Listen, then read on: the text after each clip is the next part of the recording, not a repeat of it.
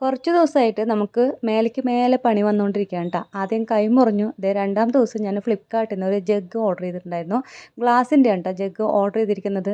എടുക്കുമ്പോൾ കണ്ടില്ലേ മുഴുവൻ പൊട്ടിയിട്ടുണ്ടായിരുന്നു കേട്ടോ. ഞാൻ വിചാരിച്ചേ ഇല്ല കേട്ടോ. പക്ഷെ നല്ല ഐറ്റം ആയിരുന്നു കേട്ടോ. എന്തായാലും കണ്ടപ്പോൾ വിഷമമായിട്ടാണ്. ഒന്നാമത് അവരിൽ ഓർഡർ ചെയ്ത് കഴിഞ്ഞാൽ ഒരാഴ്ച കഴിഞ്ഞിട്ടാണ് സാധനം കിട്ടുന്നത്. കിട്ടിയ സമയത്ത് ഇത് എങ്ങനെയും കൂടി ആയില്ലേ. അതുകൊണ്ട് ഭയങ്കര വിഷമമായിട്ടാണ്. നല്ലതായിരുന്നു കേട്ടോ. കാണുമ്പോൾ തന്നെ അറിയുന്നുണ്ട് നല്ല വെയിറ്റും കാര്യങ്ങളൊക്കെ ഉണ്ടായിരുന്നു കേട്ടോ. അപ്പോൾ ഞാനത് റിട്ടേൺ അയക്കുകയാണ്. വീഡിയോ എടുത്ത് വെച്ചത് എന്തായാലും നന്നായി. നിങ്ങൾ ഓൺലൈൻ വഴി വാങ്ങുന്നവരാണെന്നുണ്ടെങ്കിൽ ഉറപ്പായിട്ടും പൊട്ടിക്കുമ്പോൾ വീഡിയോ എടുത്തോട്ടാ. അല്ലാന്നുണ്ടെങ്കിൽ പിന്നെ അവർ എടുക്കാൻ വരുന്ന സമയത്ത് അവർ മസ്റ്റായിട്ട് ഞാൻ കേട്ടിട്ടുണ്ട് ഈ ഓൺലൈനിൽ നിന്ന് മേടിക്കുന്ന സമയത്ത് നിങ്ങൾ വീഡിയോ എടുത്തോ, അല്ലാന്നുണ്ടെങ്കിൽ പൊട്ടിയിട്ടുണ്ടെങ്കിൽ തിരിച്ചെടുക്കില്ല എന്നുള്ളത്. അപ്പോൾ എന്തായാലും ഞാൻ വീഡിയോ എടുത്തത് നന്നായിട്ടാണ്. ഈ കൈ വെച്ചിട്ട് എടുക്കുന്നില്ല എന്നൊക്കെ കരുതിയാണ്. പിന്നെ ഇനിയിപ്പോൾ ഗ്ലാസിൻ്റെ അല്ല എങ്ങാനും പൊട്ടിയിട്ടുണ്ടെങ്കിലോ എന്ന് കരുതിയിട്ടാണ് കേട്ടോ.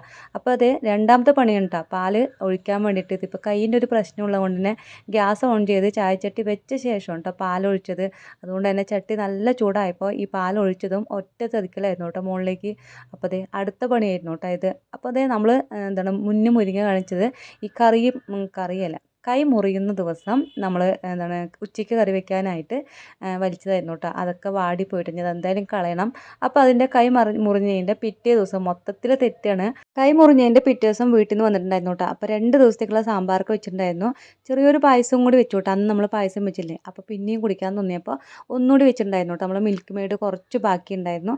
അപ്പോൾ സാമ്പാർ 2 ദിവസത്തേക്ക് ഉള്ളതുകൊണ്ട് തന്നെ അരി ഉഴുന്നും അരയ്ക്കാമെന്ന് വിചാരിച്ചു. അതാകുമ്പോൾ അതും 2 ദിവസത്തേക്ക് അങ്ങനെ പോകുമല്ലോ എന്ന് കരുതിയിട്ട് അങ്ങനെ വേഗം അരി ഉഴുന്നൊക്കെ അരച്ച് വെച്ചു കേട്ടോ. അതിൻ്റെ ഇടയിൽ മക്കൾക്ക് ഇതേ വൈകുന്നേരത്തേക്ക് അവർക്ക് വിശക്കുന്നു എന്ന് പറഞ്ഞപ്പോൾ വേഗം മാഗിയും കൂടി ഉണ്ടാക്കി കേട്ടോ.